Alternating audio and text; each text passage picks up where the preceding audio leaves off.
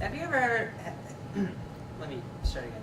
Have you ever had a trigger stick on your controller? Well, I know I have. And I'm going to explain to you how you are going to fix that. most most of the time it just sticks, and for a bit and pops back up. But sometimes the spring inside actually breaks. And that is very annoying. But first, I'm going to tell you what you are going to need to do and what you need. First, you're going to need the tools. You're going to need to know how to take apart the controller, know where the break is, and repair it. And then you need to test your controller and make sure it's working properly.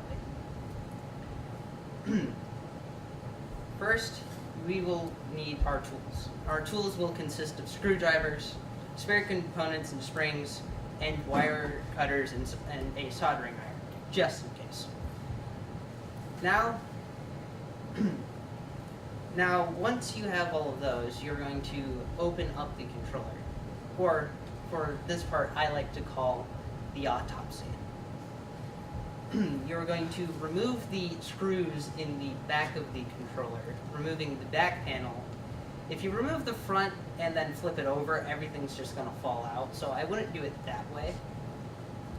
And then once you have that done, you need to remove your trigger buttons and look at the spring inside. If you notice that there is a small piece, there's a small little spring, and it's in two pieces, then you need to take that spring out and replace it with the new one.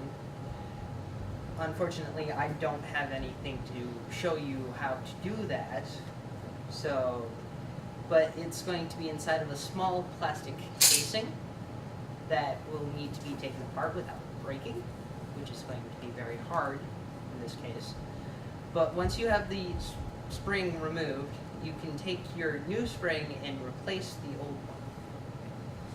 And once that's done, put the plastic casing back together, you can now put the trigger back where it belongs, and then put the casing back together. Once that's done, you need to put your screws back in properly. Otherwise, if you don't do it properly, it'll just wiggle around, and that's very annoying. Once you do that, you need to plug in and test your new spring out in your trigger. So pick a game, any game that you know has a use for the triggers. If it works properly, it will go right back up once you press, and your trigger will no longer stick and continuously fire at your enemy, which I find very annoying.